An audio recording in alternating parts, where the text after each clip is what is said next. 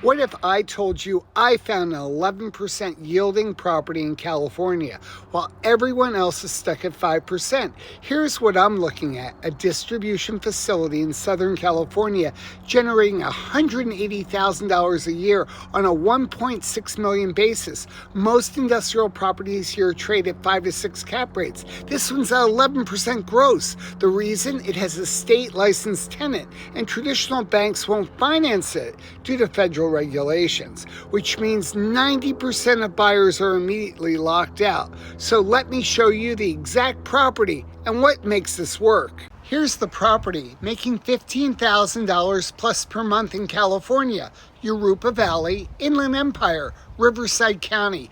4,800 square feet, industrial manufacturing and distribution facility. Tenant pays $15,000 plus per month every single month. That's $180,000 a year. Price just under $1.6 million. It's leased, it's occupied, it's cash flowing. So what do you actually pocket? Let me break it down. $180,000 sounds great, but what do you actually keep? Start with the $180,000 in rent. You cover taxes, insurance, and fees. That's about $38,000 a year. Your net, $142,000 on a $1.6 million property. That's almost a 9% return. Most California properties, 5 to 6%. This is 50% higher. So why is this deal even available? That's the interesting part. Here's why most investors can't buy this property. Banks won't finance it, not because it's risky, because of how banks are regulated. So 90% of buyers, they need a loan. They can't get one. They're out. Only cash buyers can play. If you have cash or 1031 funds, you're basically the only bidder. Zero competition, maximum leverage. Here's where it gets even better: the location. Location matters for distribution, and this one's perfect.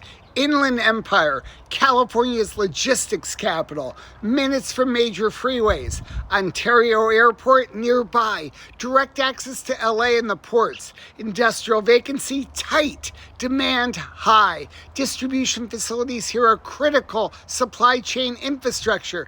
This is where goods move in Southern California, but the location isn't even the best part. Wait until you see this.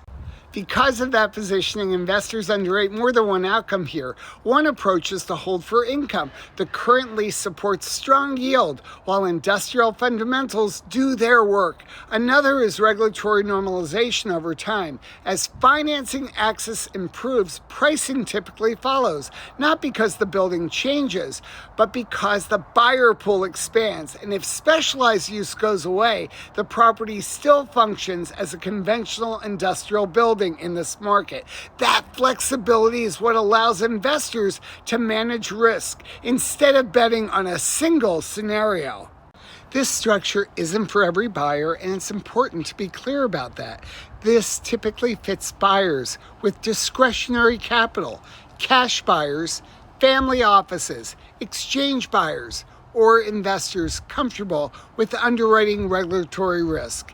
If you require conventional bank financing or short-term liquidity, this likely isn't the right match. But for investors who price risk properly and can hold through a cycle, this is exactly where opportunity tends to sit. If you want to evaluate this properly, here's the right way to do it. I provide a full due diligence package, trailing financials, lease and licensing framework, property condition overview, and multiple underwriting scenarios, so you can stress test the deal. If it makes sense, I'm happy to walk through it with you. If it doesn't, that's fine too. This is about fit and clarity, not pressure. Call, text for more info, 818-430-8497.